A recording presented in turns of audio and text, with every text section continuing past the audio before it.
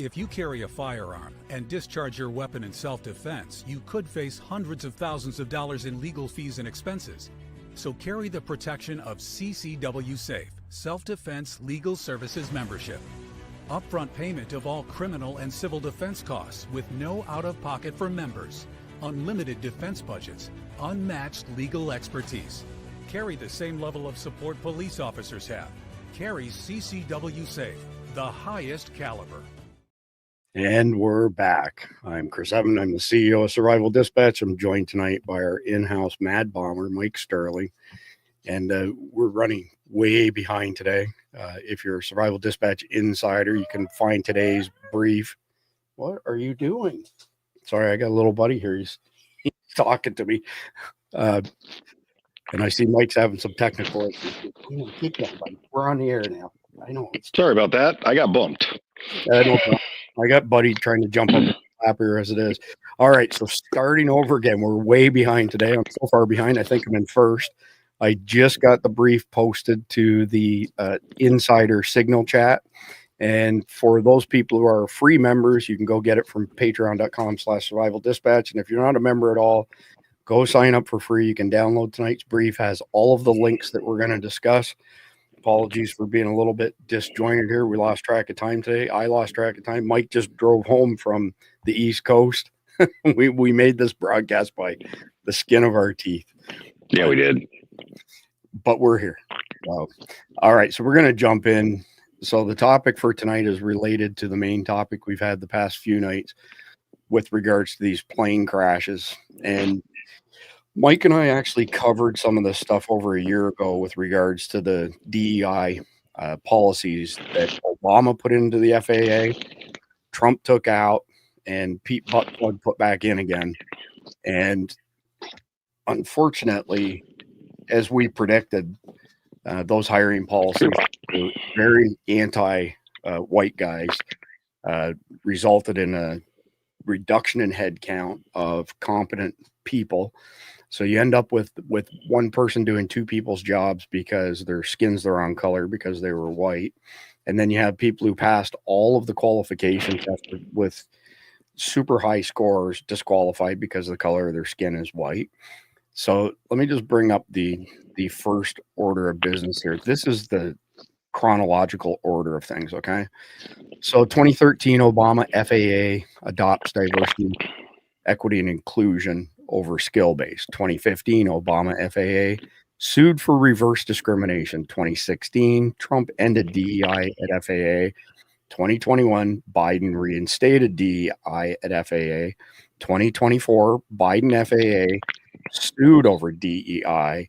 2025, Trump reverses Biden. So it's quite a pattern here. I want to show you something that hasn't gotten a whole lot of coverage. Mike, I think your mic needs to go down just a little bit. It's echoing in my ears here. If you don't mind. Okay. Even though I'm not saying anything, but okay. No, I can hear everything you're doing on your end, like it's amplified. Well, fine. Be that way then. I'm just saying, if I can hear it, our audience can hear it. Okay, how's that? That's good. All right, thank you. All right, so I want to play this video here. This happened a couple days ago over Alaska. Again, it has not been getting a whole lot of coverage. So we've got this crash in Alaska that I'm fixing to show you. The following day, we've got the Boeing plunged in mid-flight, killing or injuring 40-plus people. That was a Boeing that plunged fast. The day after Flight 5432 got hit by a Black Hawk helicopter, now a plane nosedive at speed into residential Philadelphia. Surely you must be a little suspicious by now. 11-second video.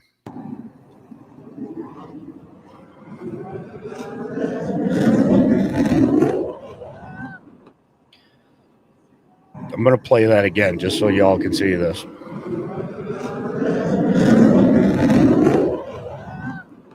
So the pilot was able to eject from that plane and survived without injury. But suffice it to say, it's been almost a comedy of errors here of these things happening back to back. I'm going to play one more video, and then Mike and I will get into the conversation on this. So former air traffic controller just exposed more about the DEI policies that destroyed the FAA and caused critical staging shortages. Obama and Biden struck thousands of well-qualified air traffic candidates because they were too white, he says. This is a preventable disaster. The system has been under attack due to DEI and the FAA bowing to wokeness since 2010. Blood is on Obama and Biden's hands. It's 1 minute and 50 seconds, but I'm going to play the whole video as it sets the stage for the balance of first chapter tonight. This is a preventable disaster. The system has been under attack due to DEI and the FAA bowing to wokeness since 2010, since the Obama administration. The lack of staffing is directly attributable to the Obama administration terminating the lists of eligible, well-trained air traffic control statements in 36 universities across the country in 2013 because they were too white. The FAA also, at the same time, implemented an immunity program. So you think you're seeing legitimate statistics, you're not. In the old days, before 2010, the immunity program, if an air traffic controller got two airplanes too close, too many times, they would be decertified and retrained. Now, they're not. All they have to do within 48 hours of being noticed or being investigated for a potential separation error, they're called operational errors in the FAA, the controller just simply has to avail themselves of this program that gives them immunity. And when I say immunity, I mean immunity. The FAA cannot retrain these people. If somebody has a repetitive instance of malfeasance or lack of competency, the FAA, because of this immunity program, cannot rectify the situation. They have to basically allow the person to remain in the same position. It's very, very difficult for the FAA to retrain a controller, and it's attributed to, quite frankly, the union and the FAA working together to basically use this program to gerrymander the statistics of near-midair collisions. You mentioned that. All right, so I'll stop that there. So originally, Mike, Jeff, and I actually covered this briefly on Survival Dispatch News with regards to the stipulation in the hiring process for FAA air controllers that people with severe mental illness were a specifically targeted group that they needed to increase numbers on. Do you remember us doing that, Mike? Yeah. And we predicted that bad things would happen from that. Oh my God. Yeah. Yeah, that's exactly the kind of people that you want, doing really, really delicate work, with thousands of lives in their hands every minute. Yeah, that's exactly what you want. And not exactly the best choice, that's for sure. So it's interesting, though, how this has gone on since 2010 eventually and started under Obama. There's a very large lawsuit related to this, by the way, which is 900 air traffic controller candidates who were white males who were essentially flunked out of the FAA test because they failed the skin color test. And that's no bullshit. We're going to pull it up. We're actually got a black guy who's going to talk about it and how racist and discriminatory it is. And, for years we've heard people say, well, you can't be racist against whites. You can be racist against anybody. It doesn't matter what you're talking about. How about you ask the Boers in South Africa how they're feeling about that? Because I guarantee you, they're on the victim end of a serious race discrimination right now that's ending lots of lives. Yeah, it is. I mean, we can speak to that briefly just because it's been in the news recently. The African government just passed a law that says that they can take anybody's land with no compensation. So it's like one step past eminent domain. And here's the thing. If you take out all the white farmers in South Africa, there's not enough food to feed the nation. So, which is the exact same thing that happened in Zimbabwe. I mean, it's literally, they're going step by step by step by step. What they did in Zimbabwe, which was Rhodesia before then, they ran off or killed all the white settlers, and then all the farmland went to hell because nobody knew how to farm. Surprise. So I don't know if you heard about this, Mike. It was announced a couple of years ago, though, is that Russia has been recruiting the farmers in South Africa to come to Russia. They're looking for more farmers, and they want to bring skilled farmers in. I personally think we should be going on a global mission to recruit the best of the best for everything around the world to come to America. And that would hopefully offset the damage that Democrats have done to us by importing third world people instead of, we'll import first world highly skilled people. But we'll get back. The Dutch Boers do know what they're doing when it comes to farming. That's for sure. Yeah, absolutely. So we have a video that goes back to 2014 here. And the media immediately went to without evidence card after Donald Trump referenced hiring changes at the FAA.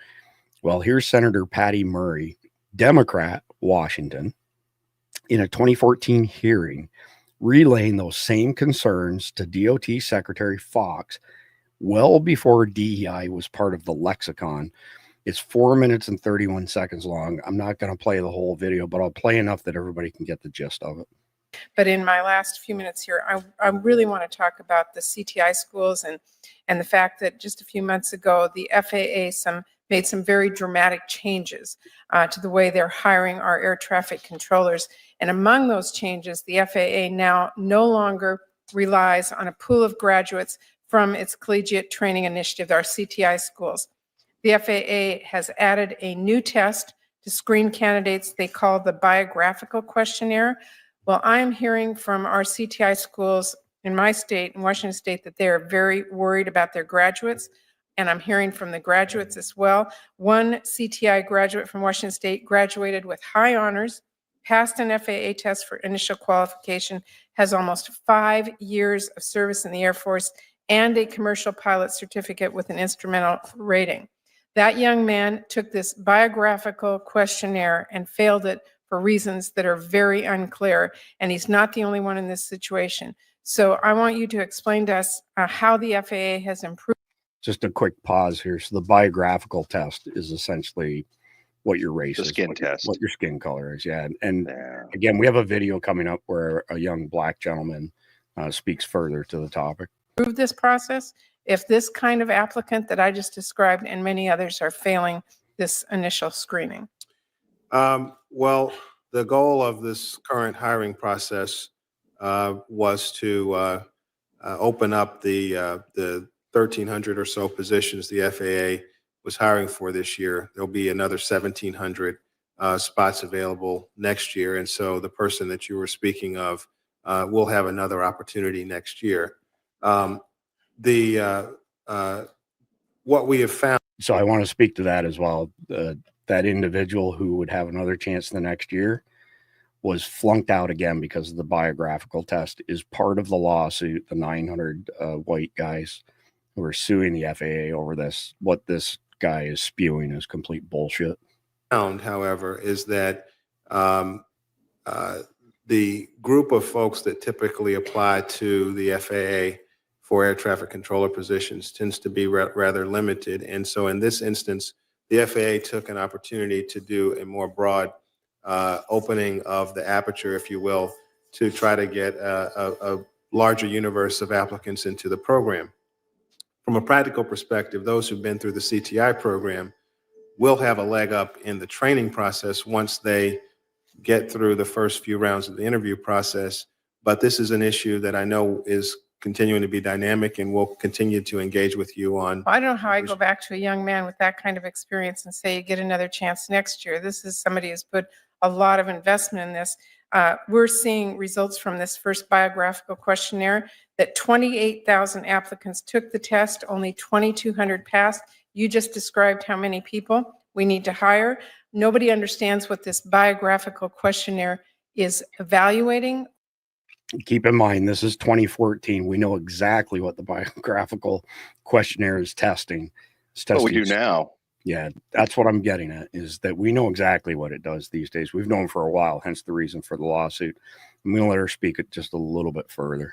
Or why they're not making it through. I mean, normally if you take a test, somebody will say, well, here's the results. Here's why you failed this test. We're not getting any of that. NATCA, our air traffic controller situation, is telling us as well that they are very concerned about this new process. And I would assume these rates of failure on this biographical questionnaire have to be concerning to you as well. They are concerning. I will say to you, Senator, that we will, I'll have Michael Horta from the FAA reach out directly to you about this this test, but my understanding was that a broad array of stakeholders within FAA were part of developing the test. Yeah, so basically to Obama standards. I don't know if you want to speak to any of that, Mike. I mean, it speaks for itself, but you're welcome. It really, no, that stands on its own legs right there. I mean, we know what they were talking about then, and the fact that nobody there in Congress in that hearing said, okay, by the way, I've acquired a copy of the test. Here it is. Let's go down the list and see what it is that you guys are doing. That right there, that is what they should have been doing. Exactly. And I put Sarah's comment up here because she is a prolific writer and very up to speed, one of our most intelligent followers. And I can just imagine what she'd have to say being a former federal government employee. So as you can tell, this is from Tucker's days at Fox News. By the way, there was somebody in the chat saying that there were lots of crashes in the past and it was the fault of white guys, but now it's all the fight. People completely miss the fact of DEI that when you don't hire people based on merit, you're going to have crappier performance. That's all there is to it. And you can't do it with stuff like this. Anyway, we'll move on from that. I could say a whole bunch of stuff, probably get a shutdown. So I'm going to play this video from Tucker Carlson. It's 1 minute and 4 seconds long. Keep in mind, this is in the past. This is when he was at Fox. This is not current. A biographical questionnaire whose purpose was not hiring skilled controllers.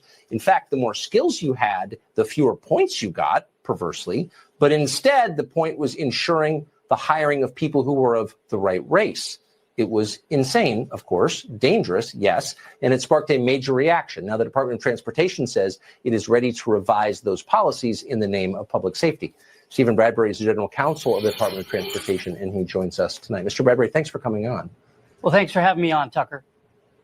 So it was a pretty simple story, and I think the fix is pretty simple. Can you assure our viewers that air traffic controllers will be hired solely on the basis of relevant criteria? In other words, how good they are at air traffic controlling, and not on the basis of irrelevant criteria like their appearance? That's right. We're making a change to no longer use that biographical assessment that the FAA has used since 2014 and that you featured on your show. So that's 2017, just to be clear, and the first year of the first Trump tenure. Moving on from there, I don't know if you had a chance to catch any Caroline Leavitt's press conferences or not, Mike, since you've been on the road. No. For 27 years old, she is incredibly articulate and astute and fast thinking on her feet. I pity the people in the press pool because she has been slaying them. It's been so where are we at here comparing her with like Sarah Huckabee Sanders? Because that woman was an assassin. Same level. You could call this girl an assassin as well. She is incredibly well spoken, incredibly fast thinking on her feet. She's got her facts right. Let's just say that she's not an upside down toilet brush like the last one was. So we've got a 39-second video here. In fact, many of them filed a lawsuit against the FAA a couple of years ago under Joe Biden's administration because they were denied positions because of this DEI hiring practice that was putting identity politics over merit and skills. That's unacceptable. And I think just to put a fine point on this, because this is the third or fourth question I've answered on this subject, when you are flying on an airplane with your loved ones, which every one of us in this room has, do you pray that your plane lands safely and gets you to your destination, or do you pray that the pilot has a certain skin color? I think we all know the answer to that question, and as President Trump said yesterday, it's common sense. So if you haven't got anything yet, Mike, that's her like toned down. She's gone after some of these press people. It's glorious to watch. It's beautiful to watch. So it's starting to sound to me like we're going to need to resurrect the old days of having the clips of the month and just have one day in the month where we do nothing but continuous series of clips of her kicking people's asses. I'm telling you, I'm super impressed at her abilities. So this is the video I was speaking to with this young black man who speaks to this topic. FAA sued over discriminatory hiring practices against over 900 white would-be air traffic controllers. Listening to the deputy administrator of the FAA seems to bring credibility to this lawsuit. The mentality of DEI is a problem. Competence is greater than diversity. 1 minute, 31 seconds. I'm representing Mountain States Legal Foundation as part of a class action on behalf of 900 plus would-be air traffic controllers. And so we brought this suit based on the FAA's change in its hiring practices. So it used to be that they would score a pre-employment test and it would be based on merit. And all of our clients passed with flying colors. Many of them passed with 100% on this test. And the FAA decided that the pool of air traffic controller applicants was too white. And so they flushed that initial test and they adopted a biographical assessment, which you can already hear as an ominous term for a air traffic controller test. And unfortunately, our clients didn't pass that. So if you're curious what a biographical test means, it's a tool used to evaluate an individual's background, their experience, and their personal characteristics. And this really doesn't look good when you have the deputy administrator of the FAA saying stuff like this. We need a diverse next generation air traffic workforce with people from all backgrounds. So apply now. I mean, that alone is kind of making that lawsuit seem pretty legit. Now, with that being said, we don't need a diverse aviation workforce. We need a competent aviation workforce. But I mean, it's really kind of crazy to think about that lawsuit being brought and then seeing the heads of the FAA or someone high up in the FAA saying stuff like this. Yeah, I mean, I think it's a problem. It should be focused on competence. Your background doesn't matter. What matters is, can you do the job and can you do it well? So well said on the young man's part, for sure. I mean, you've flown a ton, Mike. So have I. I'll just put a fine point on it. I don't give a shit what color somebody is. I just care that they're a good pilot and that they can get us there safely. That's it. Nothing more, nothing less. Nothing matters but that. Yeah, I don't care if you're an off-hue shade of green. I don't care. Please get me up in the air, get me to my destination. Please put the plane down safely and don't let me get shot at. Pretty simple, I would think, right? You would think, but government can screw anything up. This is true. This is true. All right. So on to the next one. Here's a post from Libs of TikTok. This is what Trump was referring to when he called out the FAA for their DEI hiring practices to hire people with severe psychiatric and intellectual disabilities. It's real. You can't make this up. We actually touched on this last night. Jeff and I did, but this is the one that you and Jeff and I included in an episode of Survival Dispatch News well over a year ago. And this part down here is where it mentions severe psychiatric disorder. You can have a speech impairment. The list of disabilities goes on. Listen, most of our audience knows that I'm blind in my left eye. That's a prosthetic eye. And so as a result of that, I can't pass all kinds of tests, right? Am I going to be an F-18 pilot, Mike? You probably should not be. I mean, you might be able to sue under the ADA, you know, American Disabilities Act, and right, you know, get them to put you behind it. You'd crash it, but you know, you could get in there. I would absolutely crash it. So that's why you never give the keys to Chris Evans, anything like that, just to be safe. Anyway, it's just the insanity of it, right? Like if you're predisposed to be skilled at something, that's one thing. If you're bitching and moaning and complaining because somebody better than you got the job and you don't like their skin color, that's just horseshit.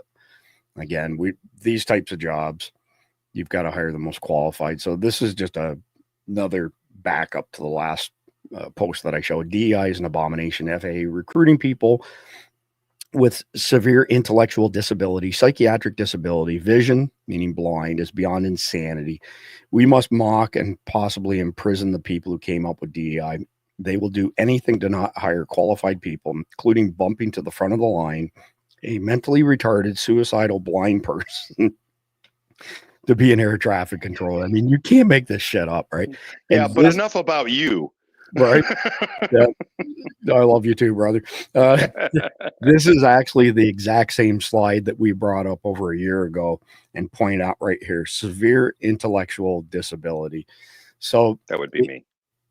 You've got qualified candidates being disqualified because they're white and they can't pass the biographical test. And then the next part is, well, if they are white, we can't hire them unless they're retarded, basically, because they have to check one box or the other. Is really what it boils down to. I know I'm simplifying it, but it's really that bad.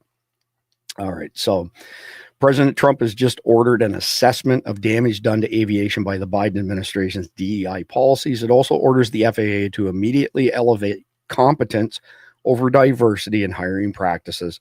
Why is this even controversial? 1 minute, 41 seconds.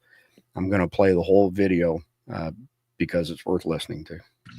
Thank you, sir. Thank you. Second, for your signature, we have a presidential memorandum titled Immediate Assessment of Aviation Safety. In light of the damage done. Just a quick point for people who aren't familiar with executive memorandum. Obama wrote a gazillion, more than anybody else. And it has the same power that an executive order has. But at the end of the day, Obama, puffed his chest out and said, well, I signed less executive orders than anybody else, but he signed a gazillion executive memorandum. It was splitting hairs on his part. It was all smoke and mirrors, shock. Freaking semantics, old lawyer games. Exactly. So I'll start this video again. To aviation safety by the Biden administration's DEI and woke policies.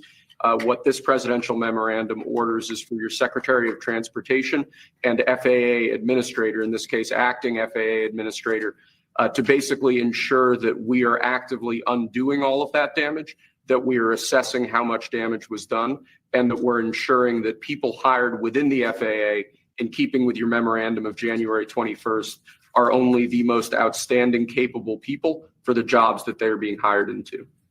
In other words, competence. Yes, sir. Elevating competence over everything else instead of the DEI policies that were pursued by the Biden administration. I think everyone understands that. How much pressure does he put on his Sharpie, by the way? Do you hear that, Mike? Oh, yeah. Yeah, he's tearing into that thing, yeah. You gotta love it. Actually, we can stop that video there because that gives us the gist of it. The terrible thing about this whole thing is having to say it. The fact that anybody's actually got to say or do this is astounding to me. It is and it isn't, right? I mean, it's right. Insane that we even have to have this conversation, but based on everything that's happened since Obama came on the scene, it is not surprising. The divider in chief, right? So we've only got a couple more tabs here for our first chapter tonight, and they're really just to show a daytime aerial view of the plane crash in Philadelphia that happened last night, Mike, while we were live on the air. And we had some, really, really good insiders in the chat that brought it to our attention. And of course, we've got like Velcro and a couple other guys, Chris F, that are like aircraft SMEs to the extreme. They were able to add a lot to the conversation. But 39-second video here.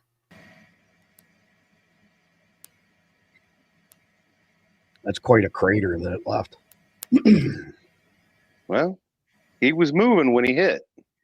Some of the angles, it was easy to make a mistake and not see it as a plane. It almost looked like a missile from some angles where you couldn't see the wings, and it just looked like a tube, right? Just the fuselage. And I don't know if you saw it, Mike, because you're out of town, but there was a pedestrian close by. Yeah, he got squashed. He got set on fire, and he was running out of the fire. I have to assume that he was doused in fuel and got lit up. It was just as horrific as the lady who burned to death in New York on the subway. And here's one more showing a daytime view of last night's crash.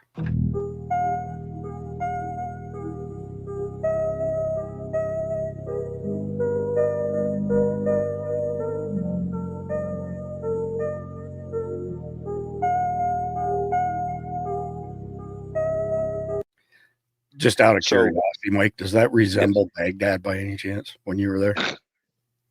Little.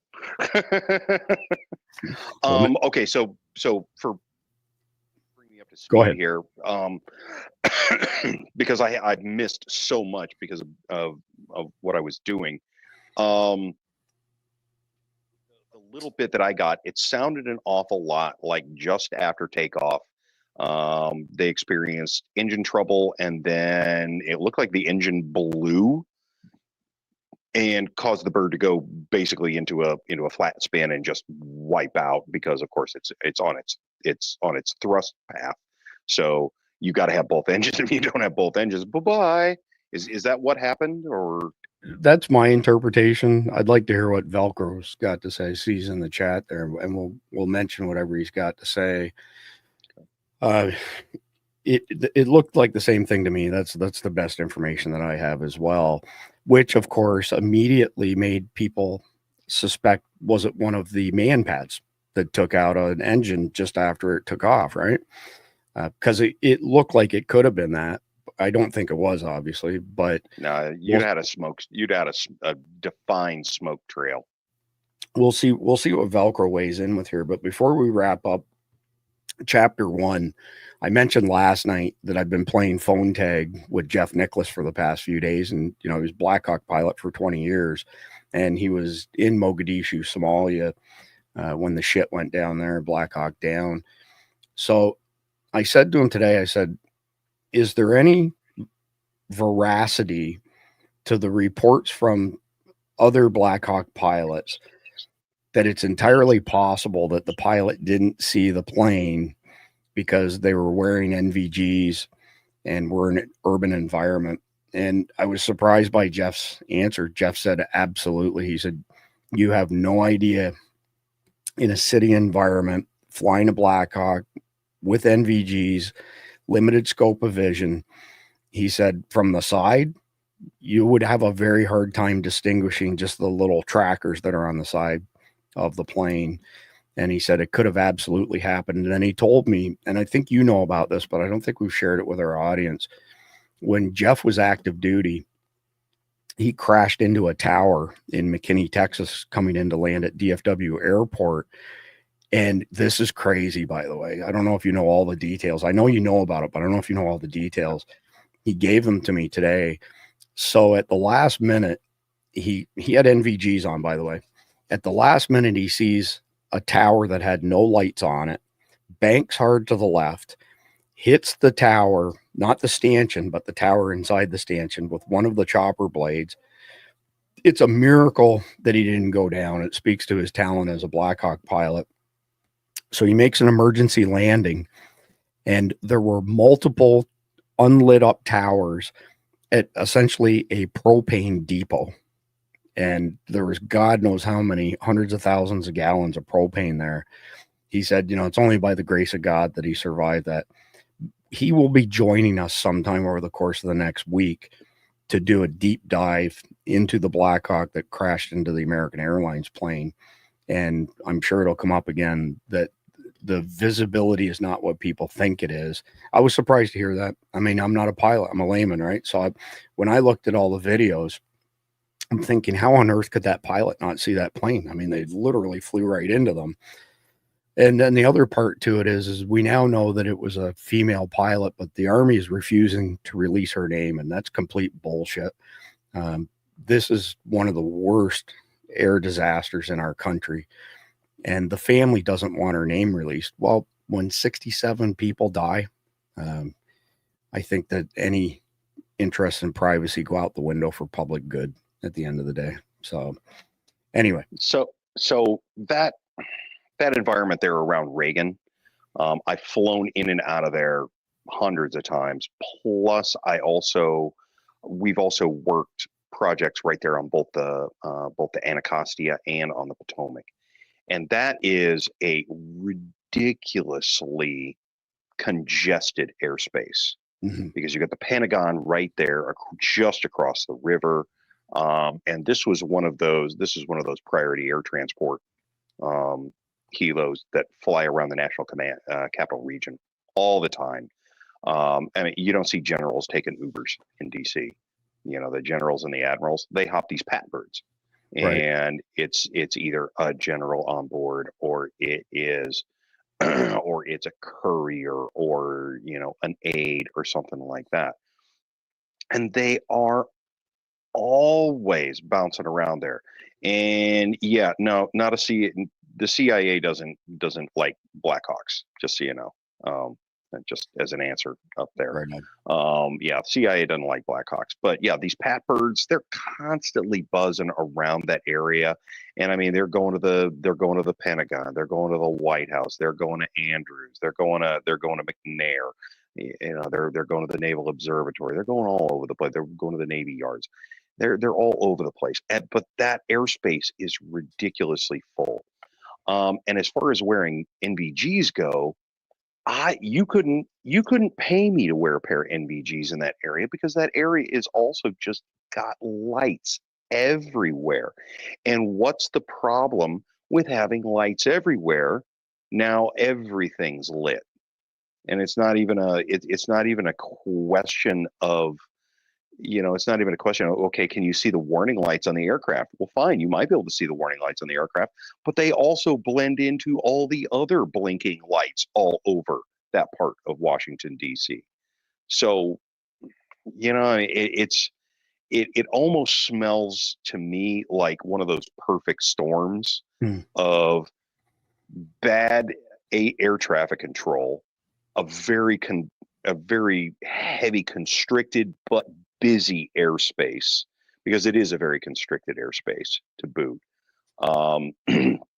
Lots of congestion, lots of different moving parts. It just looks like recipe for disaster kind of a situation, and it finally came together. Yeah, confluence of events, right? I mean, you had air traffic controllers, one air traffic controller doing the job of two air traffic controllers because of the shortage, which really it seems like there's the logical conclusion is because of these anti-white DEI hiring practices shrunk the pool so significantly. I was told years ago that I was out of line because I didn't have enough minorities on my team, by the way. And I had a stack of resumes like this on my desk. And I said, well, just stay here for 5 minutes. Let me show you something. And I've told this on SDN, so I'll make it quick. But it took me 5 minutes, and I pulled 3 resumes out. And I said, these 3 people are getting interviews. And they said, I don't know why I said interviews. And they said, well, you can't decide that fast who to hire. And I said, did you not hear what I said? I said, these 3 people get interviews. This is in the tech industry, right? I said, everybody else, every single resume has spelling mistakes.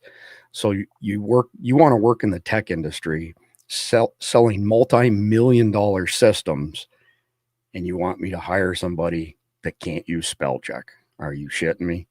And I said, my compensation is based on performance. I'm hiring the best person. I don't care if they're purple, green, yellow, black, white, whatever. So anyway, we know that DEI is bad stuff. We've beat the crap out of that, but it definitely appears that that's what caused the staff shortage. And then, like you said, there's a confluence of events, right? They just compounded each other, one on top of the other.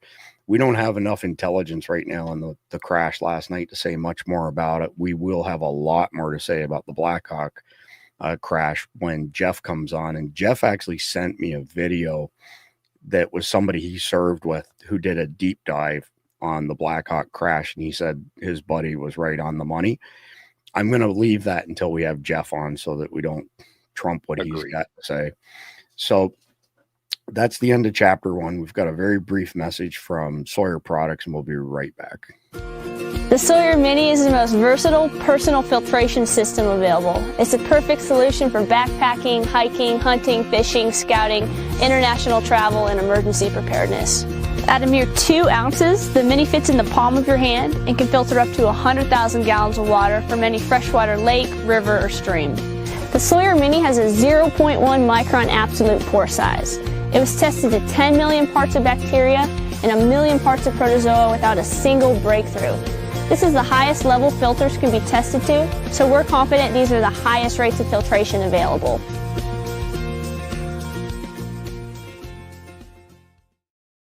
All right, so we're into chapter 2 now. where we typically cover 12, 15, 20 other news headlines. This post from Benny is pretty darn good. President Trump's the deep state bloodbath in the past 24 hours. All federal prosecutors handling J6 cases fired, computers locked, and marched out of their offices by security. David Sundberg, the FBI assistant director at the helm of the January 6th investigations, has been fired. 20 leaders of FBI field offices have been escorted out of FBI buildings around the country.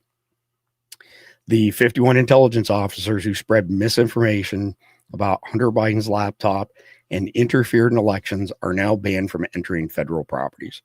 Federal employees are now required to return to the office with non-compliance leading to termination. John Bolton and John Brennan have been permanently banned from government buildings. Gerald Harold Rogers has been indicted for compromising U.S. trade secrets to China. Ban on all use of pronouns in government communications. All 2 million feds sent a resignation offer. This purge marks the beginning of the end for the corrupt tyrants in Washington. 11 days in, and the swamp has been drained. I would say partially drained. I think there's still more to go. But again, I know you've been busy working on the road, Mike, but you got to admit, that's some good news, right? That's beautiful. Read me more news. Hey, now here's the question. All those intelligence agents and knuckleheads that have been banned from federal buildings, does that include the post office? Good question. I wouldn't put it past Trump. I mean, they invaded his life, went through Melania's underwear drawer. They falsified evidence. I mean, I'd be okay with that level of pettiness. But I'm a Scorpio, so, you know. Well, I'm an Aquarius, and I'm down with that too. So, all right, moving on to the next one. Breaking historic bombshell. President Trump has declared war on Mexico. This is in relation to the cartels being designated FTOs, foreign terrorist organizations. So it's not against the Mexican people. It's the Mexican drug cartels. I'm going to play a little bit of this video from AJ. And he has worked some snippets of Pete Hegseth in there as well. But let me be clear, all options will be on the table. If we're dealing with what are designated to be foreign terrorist organizations who are specifically targeting Americans on our border, and we're finally securing our border. Ladies and gentlemen, President Trump just declared unofficial war against Mexico. Now, I want to be very clear, not against the Mexican people, but against the drug cartels that have run that country for more than 40 years, flooding our nation with fentanyl, killing over 140,000 people a year in the last 5 years. That's over 500,000 people dead conservatively. By designating the cartels as a foreign terrorist organization that the U.S. military can strike, we'll show you Hegseth's announcement in a moment, and by signing those orders, he has declared the groups that rule Mexico as the U.S. enemy and as a foreign enemy to be attacked. And that is who rules and controls Mexico. This is all part of Trump, totally and completely taking the gloves off on every front. Massive tariffs against Mexico, China, the list goes on and on. I mean, this is historic. Trump is really going for broke. He's really trying to defend our country. The big central banks have been caught money laundering for a long time. CIA has been caught working with the Mexican drug cartels. He is ending all of that. This is extremely serious. It's the right thing to do. We can't secure our border without doing this. And as Hegseth said, you're about to see it, the new SecDef, major action. So we've had multiple high-level military people on SDN over the past couple of years who have specifically said this is what we need so that we can engage the cartels properly. It's no big secret that we've had spec ops guys in Mexico for many years, but they've been limited to gathering intelligence and maybe, disrupting stuff, but not going kinetic. That is changing. And we've got some more information on that front, but we can't share it immediately. But suffice it to say that this is what Alex Jones said. There's no joke. We're going after these scumbags. Hardcore. And I think you know what Bill, for crying out loud, Bill Brown the attorney and former SEAL Team 6 guy who founded the New York SEAL Team swim. I asked him offline. I said, "What's it going to take to knock these cartels out?" And he said, "How many people or how long?" I said, "Both." He said, "You take the best SEALs, you drop 24 of them into Mexico, you give them 2 weeks, and that will take out the entire leadership teams, not middle management, but the leaders of each of these cartels, and we'll get it done." And I mean, there's a guy who did that for a very long time in his life. So tell me that doesn't make you proud to be American, though. You put a bunch of pipe swingers into there, and they're going to start taking scalps, and it's going to get. I'm kind of, I'm wanting to break out a whiteboard and start putting up a scoreboard, but that's just me. I endorse your idea, by the way. All right, so next one up, which AJ alluded to in his last video there. So effective immediately today, 25% tariffs on Canada, Mexico, 10% on China. I am absolutely blown away, Mike, that we asked Canada and Mexico. Nothing surprises me really out of Mexico, I guess, but we said, help reduce the flow of fentanyl coming into America, killing Americans, and help stem the flow of illegals into our country, and we won't hit you with tariffs. And what did Justin Trudeau do? Put together a team of people to go to war with us economically, which is suicide. Trump will absolutely crush. But you missed it. We had an executive order from Trump last night that said we have to start referring to our friends as retarded fags again. We're going back in time. It's one of the, I'm telling you, it's right up there with the Christmas tree and the vagina story. Oh my God. That's going to be hilarious. So Justin Trudeau is not a friend, but he's a retarded faggot. And he's a moron is what he is. Well, I mean, what kind of retard?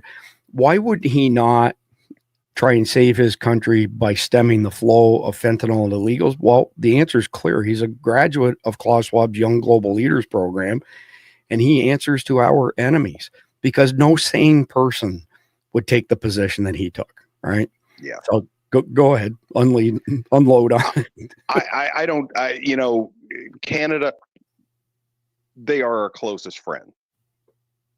And the problem is we didn't put those tariffs on Canada. We put those tariffs on Trudeau.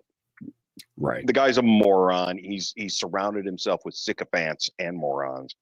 And I honestly don't see that lasting more than a couple of more weeks. Agreed. I really don't. Now, Agreed.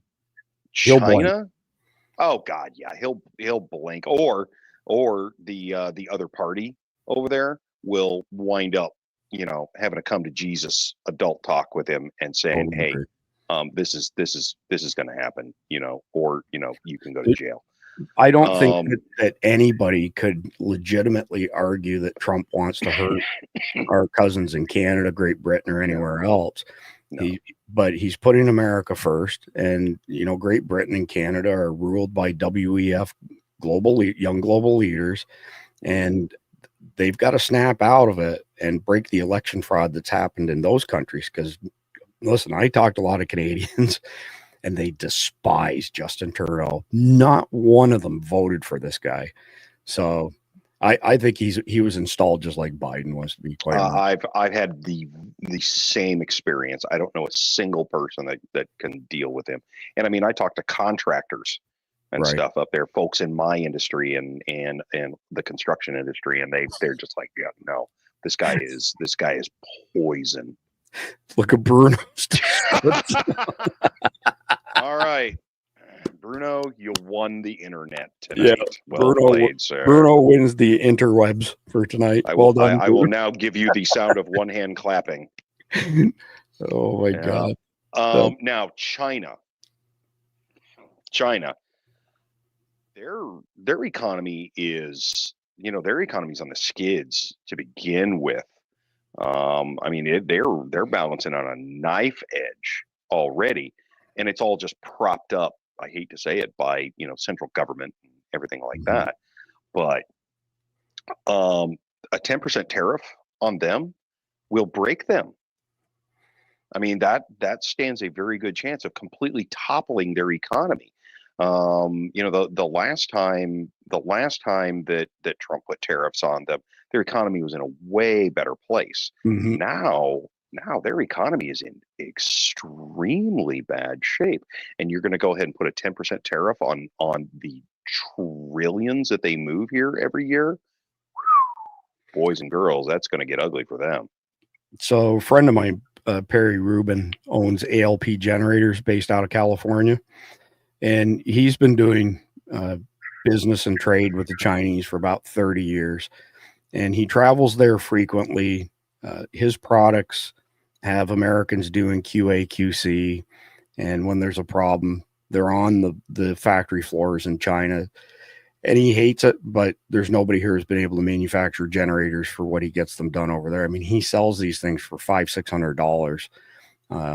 And he can't come close to that right now in America. He wants to, but he wouldn't be able to compete against the other vendors on the Amazon stuff. But he probably knows more about dealing with the Chinese manufacturing than anybody else I know. And he said to me over a year ago, he said, you have these complete turnkey cities that are empty. Nobody lives in them. And other than the custodians who look after it. And that the Chinese media is telling the Chinese people that 30% of their factories are shut down because there's that much less demand for their products. Perry told me straight up, he said it's not 30%, it's 60%. And so all of those people who've been working in those factories have now left the cities and gone back to the country, because before we gave up our IP and they stole our IP. So if you go back to 1980 and prior to that, China was a farming country. They farmed, and that's all what they're agrarian. Correct. And that's what they're reverting back to. They're in an economic tailspin. They are circling the drain. And you're right. 10% on them is a big deal. It's the problem for us is reestablishing the supply chain, right? We reached parity here in the Southeast with manufacturing costs in China 10 years ago, but we don't have the supply chain set up. So you end up with additional shipping costs to try and get raw materials, other goods from subcontractors to one spot. But when we finally rebuild our supply chain, there will be less than no reason to go to China for manufacturing. So that day is coming, and they know it, and they're in a panic over it. So speaking of China, Mike, another piece of good news here. Check this out. A Chinese national who organizes pro-Hamas rallies at UCLA just got arrested and her visa revoked. She's going back to China. Bye-bye. So there's a community. There's a community. How much you want to? Oh, go ahead. Go ahead. No, I was just going to say there's a community note on this, that this video is from 2024, and it is from 2024, but this is the girl who just got arrested. There's no video of her being arrested, but that is the girl, and she's being sent back to China. Yeah. So how much you want to bet she works for intelligence services? Oh, absolutely. No ifs, ands, or buts.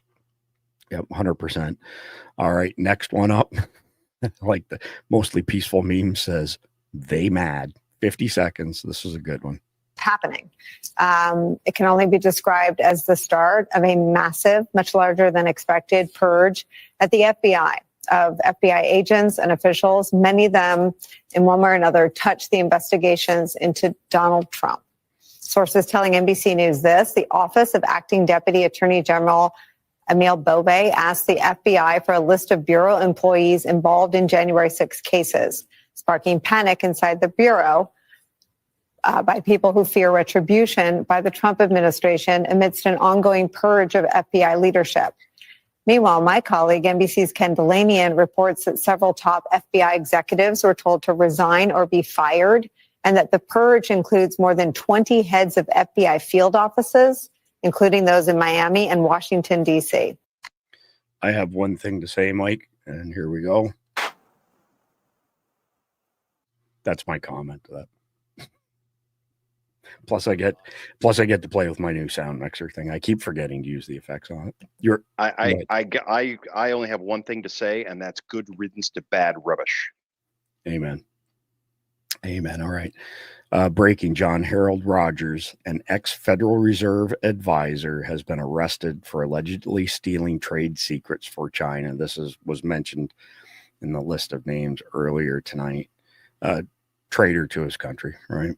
Next one up: brutal. Not only did President Trump strip John Bolton of his security detail and clearance, but he also just banned him from all federal buildings. I love this. So do I. And did you, well, sorry, you've been traveling, so I know you didn't cut this. So Dollar Store Obama here, Hakeem Jeffries, is telling people to you haven't heard that before? I haven't heard that. That's great. Okay, Yeah, go ahead. He's been telling people. Dollar Store Obama. So anyway, he's encouraging people to fight us in the streets. And Trump has said you better issue a public apology for inciting violence. We are going to fight it.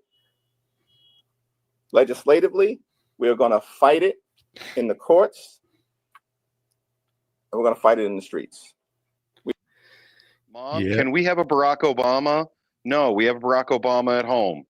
The Barack Obama you have at home. The only thing that guy's going to be fighting is Bubba in the Clink, his new roommate. Idiot. All right, next one up. Breaking: Trump is signing a memorandum removing Biden's last-minute agreement, allowing tens of thousands of federal workers to work remotely.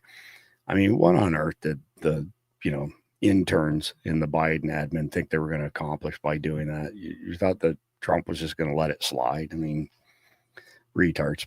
All right, Bill Maher is one of the last honest Democrats left. I wouldn't go that far. He has brief moments of lucidity. I'll give him credit for that. 26 seconds. Here's a graph that shows immigration under Bush and then Obama and then Trump first term, pretty much the same. Then we get to Biden. Well, Democrats can say they weren't for open borders, but it sure looks like someone left the gate unlocked. There are 500 million people in South and Central America. We can't take them all. Someone's got to grow the cocaine. Like I mean, if they weren't growing the cocaine, where would Jeff be? Exactly. I mean, he has brief moments of lucidity.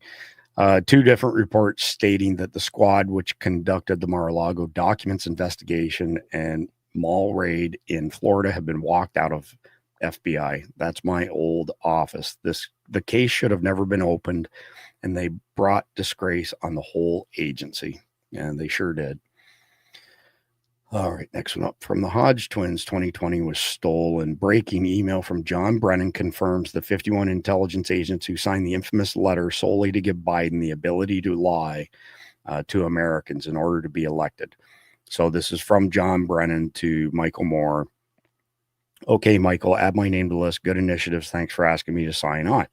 John, the previous email. John, can I add your name to this list? We'll be adding Leon, Sue Gordon, Jay Johnson, George, Lisa Monaco, and Mike Rogers today, and working on adding Dan Coates, Mike Rogers, and Tom Bossert, and lots of other IC career folk, trying to give the campaign, particularly during the debate on Thursday, a talking point to push back on Trump on this topic issue. So, ooh, sounds a little bit to me like they may have brought some of those people on under false pretenses. Imagine that. They would never do such a thing. Remarkable. Check this shit out. And this is fixing to happen in California as well. Hawaii is under communist occupation. This is Lahaina today. Property owners are not allowed to return home thanks to Governor Josh Green, MD, and his following of UN Agenda 2030. Imagine your house used to be there and your state took your land and built this. What does it remind you of? I mean, what is it? That's their beginnings of their 15-minute cities in Hawaii. You don't recognize it? I'm looking at a picture that's about this big because I'm working off my phone. I'm just kidding. You don't recognize it? I did live in San Francisco. I am being facetious. So I'm being road tired. But yeah, what a dirt bag.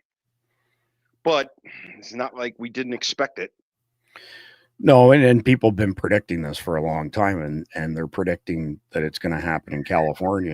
And honestly, I don't see anything that would say otherwise, to be quite frank. I mean, the whole thing of not letting people back to their property. I mean, what's up with that? It's communism, right? All right, here's another one. This is really good news too. Breaking Columbia student Mohsen Madawi placed in deportation database for Hamas support. So I don't know if you caught this since you were on the road this week, Mike, but Trump said if you're a foreign student and you are promoting terrorist organizations, you're going home. You're getting shipped out of our country, as it should be. You know, these people have a lot of nerve to come from some shithole to our country, to get educated in our country, and to basically promote terrorist organizations. Go do that in the shithole that you came from. So anyway, poof, gone. He's being thrown out of the country. So do I. Great initiative. Toodles, hate us for free somewhere else. Yeah, great initiative on Trump's part. There was an article on the Babylon Bee yesterday that said press begs Donald Trump to take a day off. We're absolutely exhausted. Well, this is what you get. They just took 4 years off. Why not? Exactly. Cry harder. This was recorded inside Walmart in Katy, Texas. This is 8:30 p.m. and the Walmart closes at 11. Nobody is here. Seriously, how many illegals are there really in America? This many people are hiding from ICE and Border Patrol. There has to be way more illegals than we're being told. 24 seconds.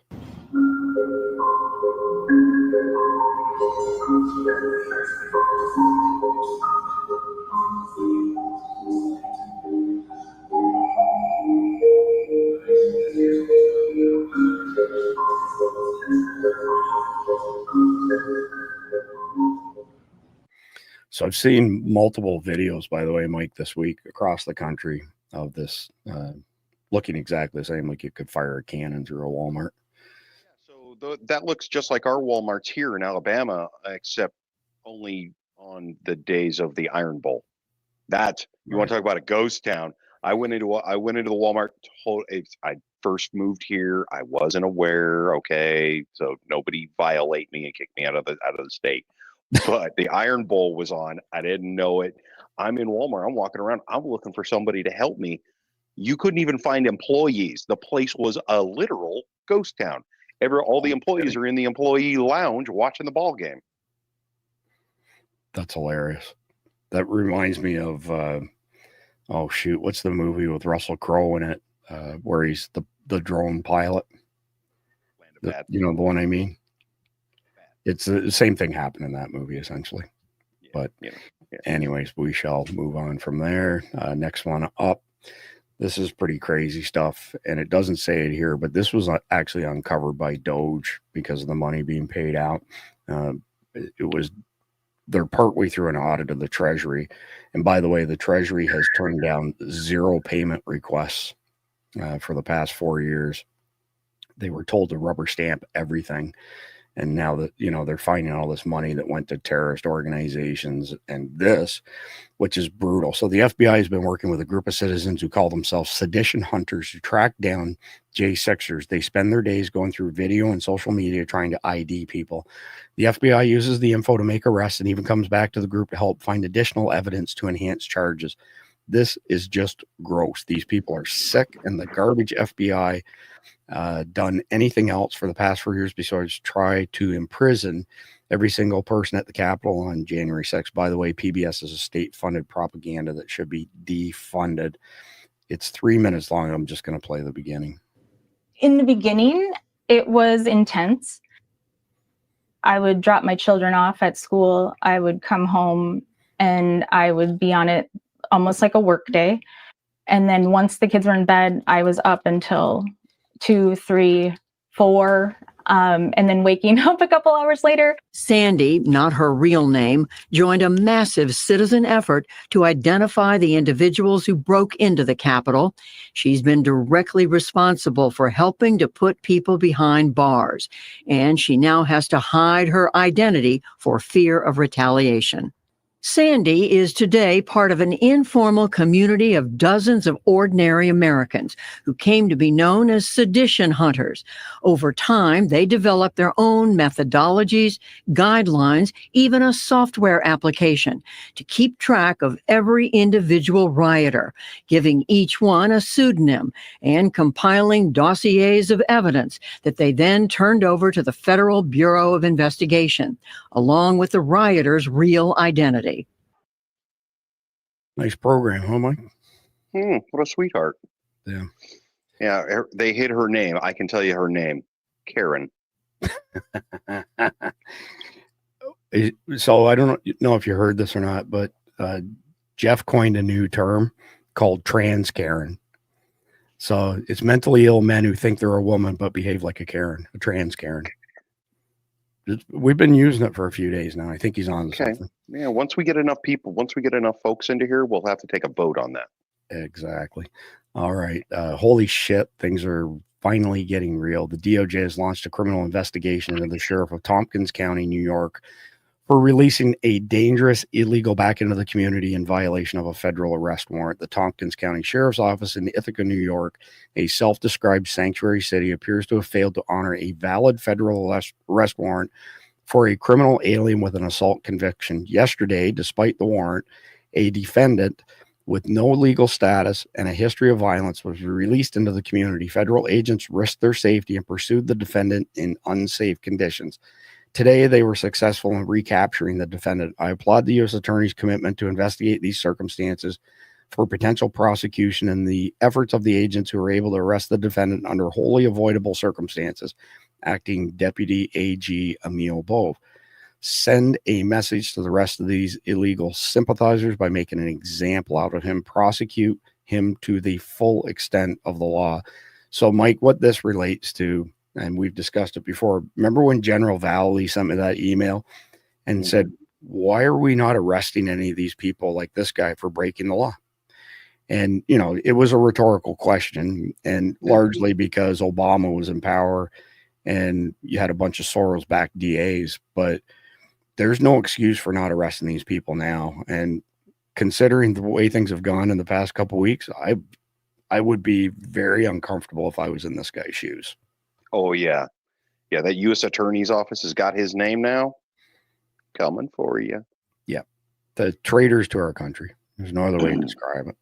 And here's another traitor. The highest ranking Treasury official, David Lebrecht, is resigning rather than complying with a request by DOJ for access to audit where they've spent trillions of dollars a year. Why would career bureaucrats fear an audit by DOJ to see where we can save money? Because they broke the law. You better leave the country, stupid.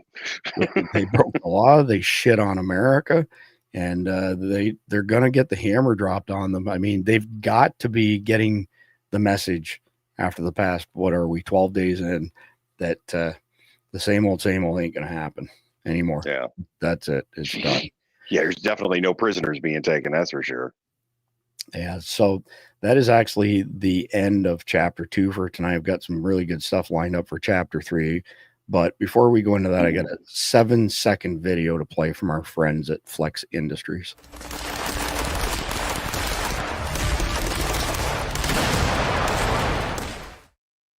All right, so that was our buddy Tactical Carl shooting the 3MR trigger from Flex Industries. 100% legal trigger. They also have the same type of trigger for AKs called the AK Flex. They also have a Glock trigger that is 100% legal and functions much like a Glock switch, but it is not illegal. And if you go to their website, there's a link below, or go to flexindustries.com. You can use discount code SD17, S as in Sam, D as in David, 17, and get 17% off. We really appreciate it when you all support our sponsors, who in turn support us so that we can work 80, 90, 100 hours a week to bring you a show every night of highly curated information. So moving on from there, chapter 3, combination of, crazy news stories, zany news stories, funny memes, funny news stories, all that kind of stuff. So this one's kind of in line with the one we just showed at Walmart, but U.S. companies have completely replaced the American workforce with cheap illegal labor. ICE just came again. Fucking immigration tries to show up. Everybody leaves. Not a soul in here. Everybody's out. I bet the real number of illegals in America is 2 to 3 times what they told us. What we've been saying this whole time. Fucking immigration tries to show up. Everybody leaves. Not a soul in here. Everybody's out. Fuck, man.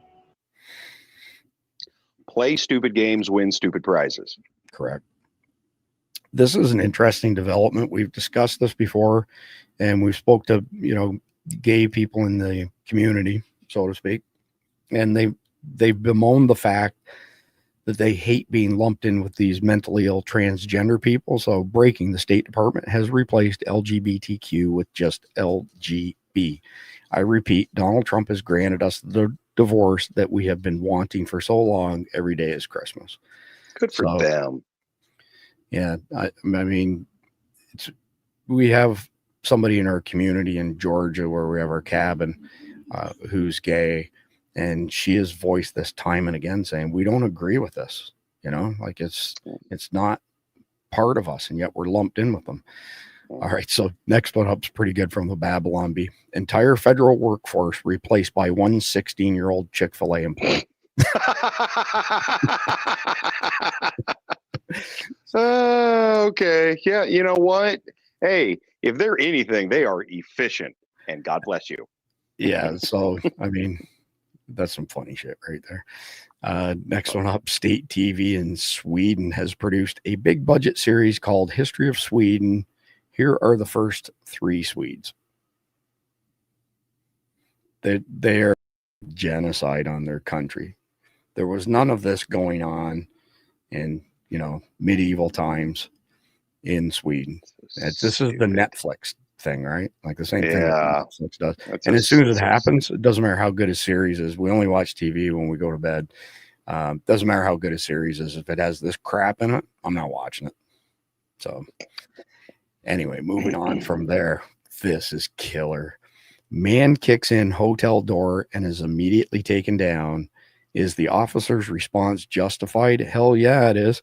46 seconds. Wait till you see that the short cop here. It's crazy. He's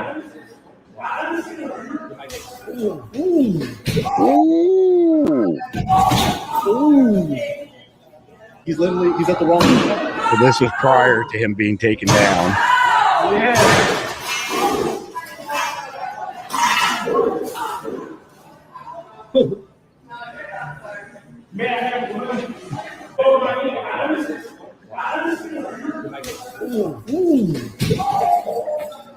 Have a seat, Junior. Wow. We have a winner. Yeah. Talk about a glass jaw, huh? Nice, dude. Well, you know what? That dude's probably just never been punched. He doesn't know how to take a punch. Bye. Exactly. This one is freaking beyond hilarious. You gotta quit crime after that one.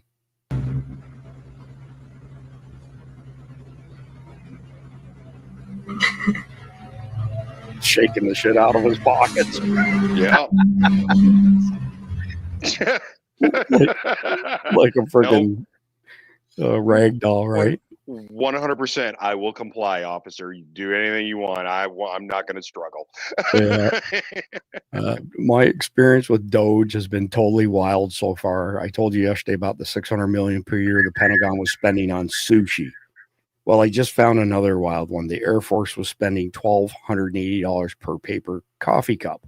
Like literally the ones that you find at the office, $1,280. And we also found that $230,000 per month was being spent by the IRS on Starbucks cinnamon roast K-cups. But everyone was working from home. Anyway, back to work. Have a great day.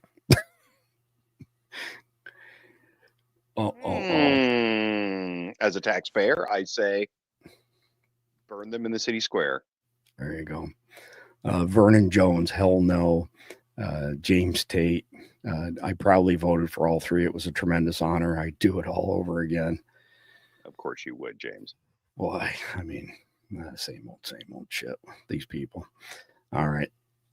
Oh my God. So it's one thing to joke about this type of guy. It's another thing to see this in real life. I could not find anything that disputed this being an actual video. 48 seconds. What brought you out here today? My wife, right? We're in a polyamorous relationship. The lover that my wife took is African American, and like I've learned so much about the struggle that people of color go through as a result of my wife's boyfriend. And so I'm excited to really do my part to show solidarity from our marginalized communities. And like the best way to do that is to get the first woman of color to be the commander-in-chief, and I'm really excited. I'm so pumped. Like I said, we have the first woman of color to be president of the United States, and like our country, it was founded on the values of diversity, equity, and inclusion. And in Kamala Harris, there's nothing embodies those values more than a Kamala Harris presidency. So I'm pumped. Like that's enough of that. So the very definition of a cuck. Sit back in your corner chair. Right. So apparently Mark Zuckerberg is not done getting the shit kicked out of him by Joe Rogan. So he got caught in a bald-faced lie the last time he was on Joe Rogan, trying to claim that he was a bow hunter for large game because it was more game than shooting guns. And when Joe Rogan asked him, well, what bow do you have? Yeah, I don't remember. Well, who taught you how to use it? Some guy I hired. He got caught totally lying. So listen to this. This is classic Joe Rogan. You were just lying to us about this, that, and the other thing. And now I'm supposed to believe you're one of the good guys. You're one of the straight shooters now. Yeah.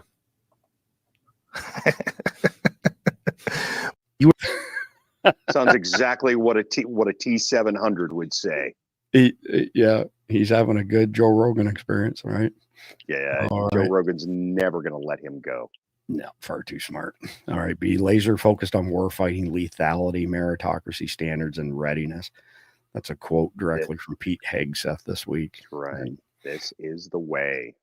at the end of the day, I feel the litmus test when we're discussing anything related to the military. If it does not improve our lethality, the question is, why are we doing it? Period. 100%. You know? All right. Next one up, Tucker Carlson goes scorched earth on Piers Morgan over NATO. So Piers Morgan tries to say that NATO has never initiated any conflicts. They've only responded to them, which is complete and utter bullshit. 55 seconds. I would say that the friggin' Serbians would have something different to say about that. I actually think they're mentioned in this. 55 seconds.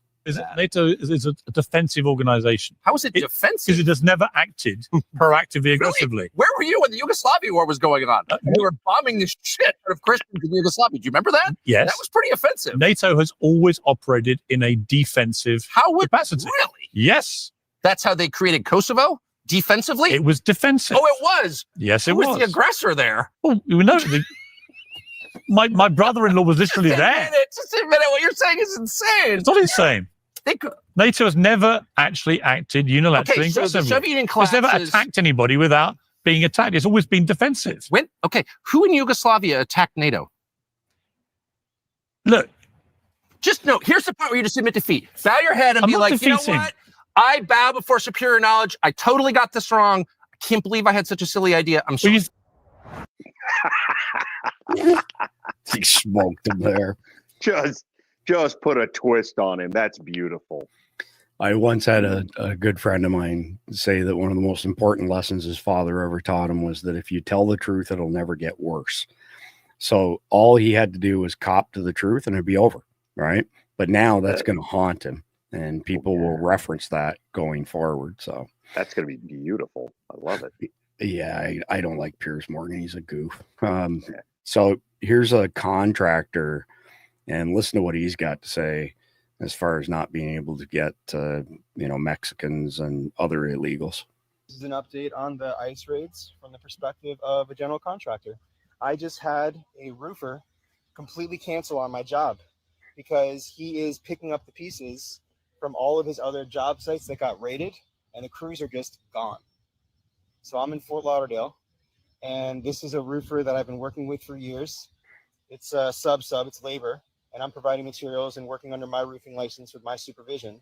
So it's how many of the roofers do it down here. And we were figuring out the final details, and I'm like, hey man, let's get that final number together. And I was kind of trying to figure out because he hadn't sent me the final price yet. And I'm like, what's going on, dude? And he finally wrote me just now, and he said, I have to walk from this job. I cannot physically complete it because I am personally working on a number of roofs that the crews are just gone. So how is this helping us? Fuck. You know what? You shouldn't have hired them in the first place if they were illegal. Flat out. Yeah, exactly. And that is just ridiculously epidemic level in the construction industry. It sure is, but I have no sympathy for this guy. You know, I grew up in the construction industry, and I've listened to people say for years, you know, the Democrats like to say, well, these illegals are doing jobs that Americans don't want to do. And that's bullshit. Americans aren't going to work for 20, 30, 40, 50 bucks a day like illegals do in the construction industry. Right. And this is bullshit, man. So, you know, hire people who deserve to be hired and pay them a decent wage. You'd be amazed what happens.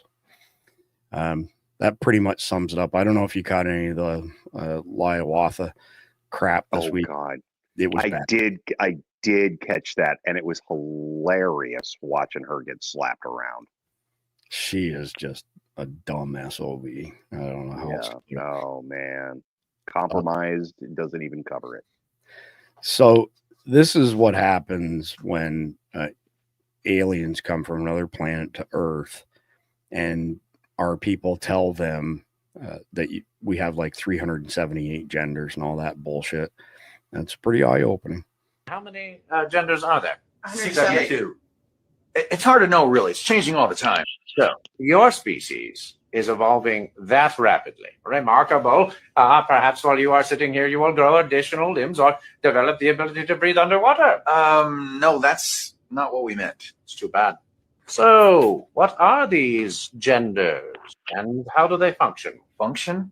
I don't understand. Why, yes. On my planet, the female gender is the giver of life, raising and nurturing our young, preserving our civilization for eons to come, while the males mostly just mow our space lawns and make multiple trips. Mow our space lawns and make multiple trips to Space Home Depot. Yeah. What you are talking about is sex. Gender is something different. Exactly. People can identify with genders different than their natal sex or with none at all. But why? It's just the way we feel. No, it was the way we're born. Well, of course, a lot of times they don't realize how they were born until someone tells them. Someone like a teacher, social media influencer. Oh, I understand. On this planet, there are people who are men, and people who are women, and people who are mentally ill. That was good. Whoever did that did a good job. I love they've got a whole series of those, and they are a riot. It's classic, man. It's classic. So from here on in, we've just got a handful of memes before we wrap it up. The Hominator. He's in DC for the annual sheriff's conference right now. Jeff Nicholas is there as well. Kyle Reyes and the whole crew. And hopefully Jeff's going to have a chance to meet up with Tom Homan. Western governments attack their own people. Why? So they can instigate a state of emergency and manage their populations. Sanctions, restrictions, new laws, removal of civil freedoms and liberties, state of fear resulting in public obedience, compliance, and servitude, justification for illegal wars in foreign countries. Research, false flag attacks, strategy of tension, PSYOP, step back, become informed, and join millions of people around the globe who are waking up to reality right now. You will never find the truth on TV or the mainstream media. So use online alternative media and question everything. This could have been a poster for Survival Dispatch News. It's so simple. Western governments do attack their own people. Why? The pursuit or maintenance of power. That's it. Yeah. All right. Moving on to the next one here. Everybody keeps talking about you voted for cheaper eggs, gas, et cetera, et cetera. And by the way, the current numbers that are being reported are from December when Biden was still in office. Ma'am, sir, I solely voted for the liberal tiers single issue voter. I'll pay $10 a fucking egg to keep watching Donald J. Trump take a blowtorch to this whole diseased temple of thieves, traitors, and pedos, burn it to the ground, and piss on the ashes. Oh my God. Oh, I love it. I did not take a penny from big pharma executives 12 seconds later. It was only 1.5 million. And that actually happened. That actually happened. Yeah. You know who he really reminds me of at this point is it's getting to the point. Did you see that Chappelle show skit where, with the nice couch? And, I don't think I did actually. I'm going to have to show it to you later. A lot of people in the audience are going to know, why would I put my feet up on somebody's couch? Of course I put my feet up on his couch. Cocaine's a hell of a drug.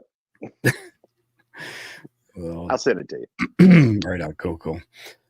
Oil producer Chevron uses the term Gulf of America. Did you happen to catch that Keir Starmer said that Great Britain will not be referring to it as the Gulf of America? I did not hear that, but who cares what they have to say?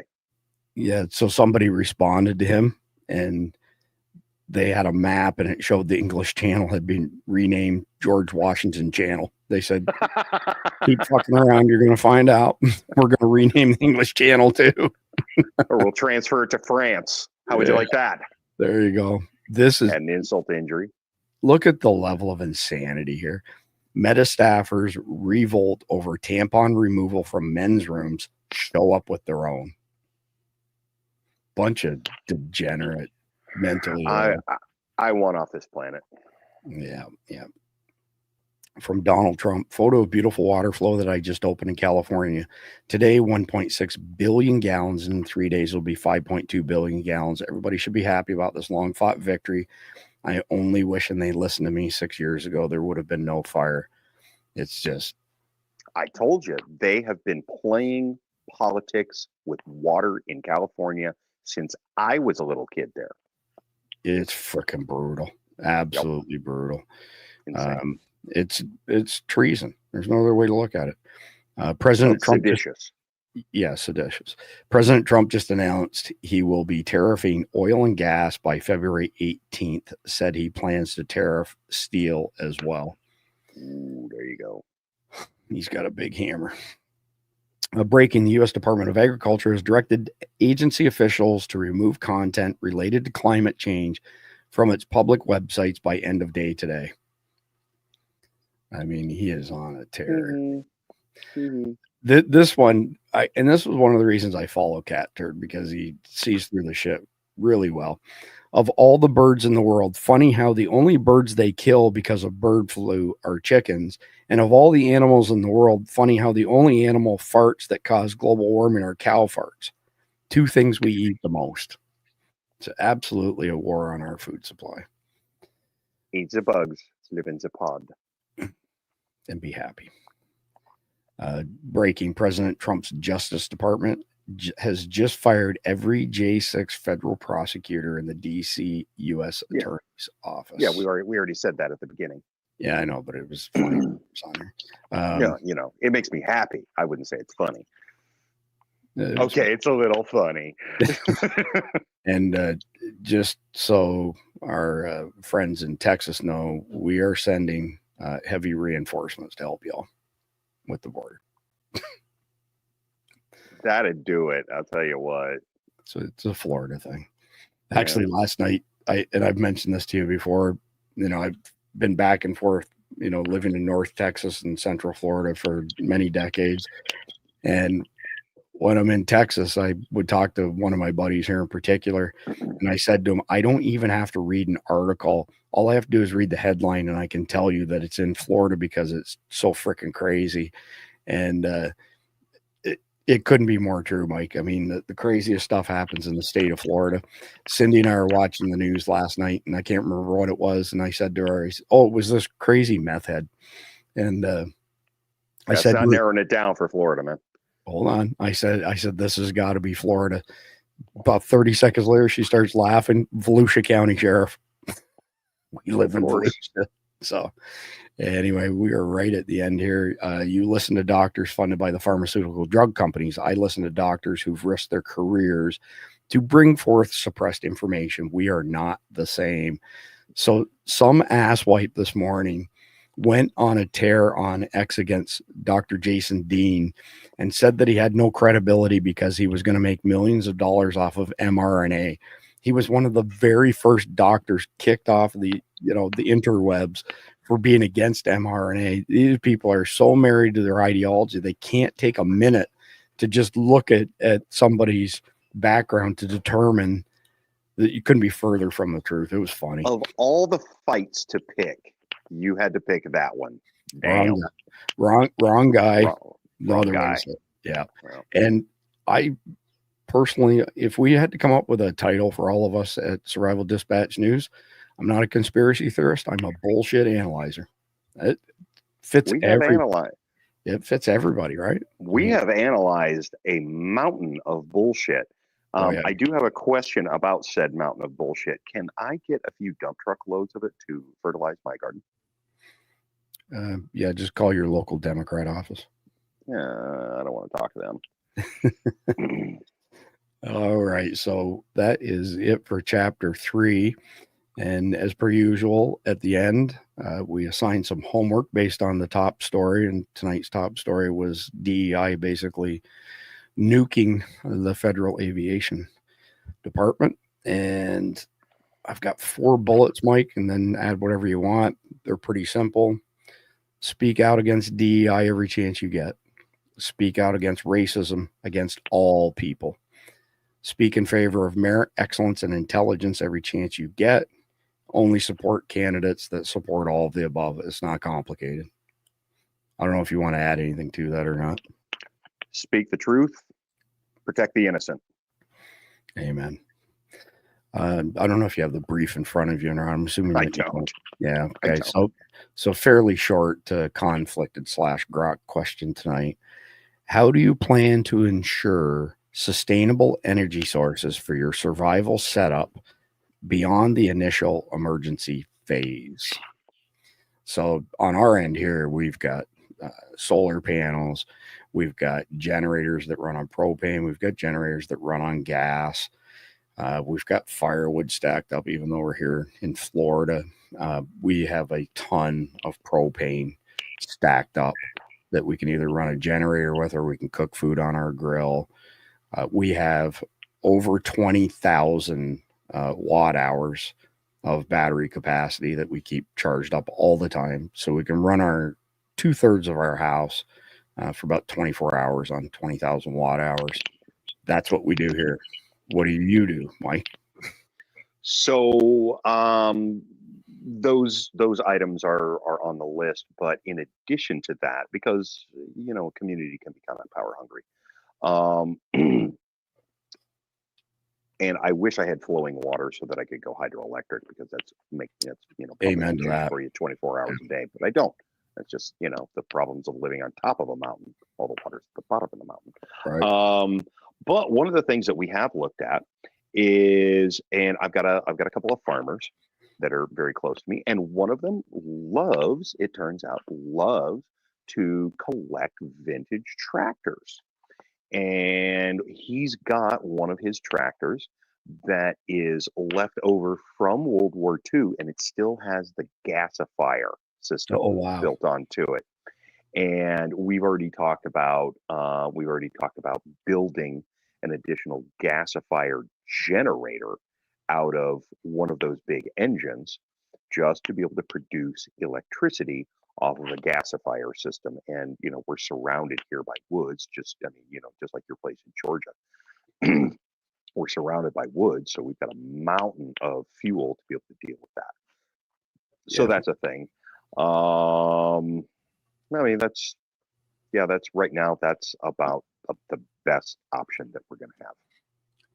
I would hazard to guess that overall, everybody at Survival Dispatch is pretty well prepared for that scenario. It's something that we we speak on the subject frequently, and we eat our own dog food. So at the end of the day, if you go to patreon.com/survival dispatch, you can sign up for a free insiders account. It gets you about 50% of our daily sit reps, which is also the brief that we use for each episode, which is 7 p.m. Eastern time, 7 days a week.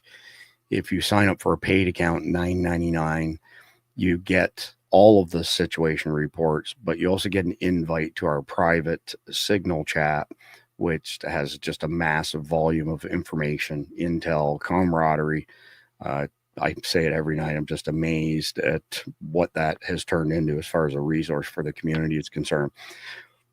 You get a bunch of other stuff. You get our essentials guide for free, blah, blah, blah. But the two big things is you get all the sit reps, and the sit reps, for those people who are familiar with them, know this, but we read everything from the far left to the far right. We study everything.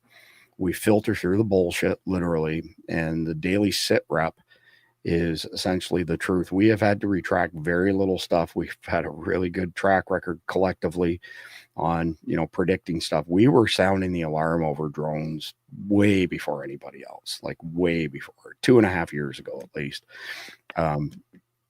So I got to brag on our team just for those reasons, but the daily sit rep will save you a ton of time. Basically, we filter through all the bullshit so that what you get is the truth and nothing less. And we don't have a dog in the hunt. So call it mainstream media, legacy media, whatever you want. They are beholden to Big Pharma, who accounts for 75% of their advertising revenue.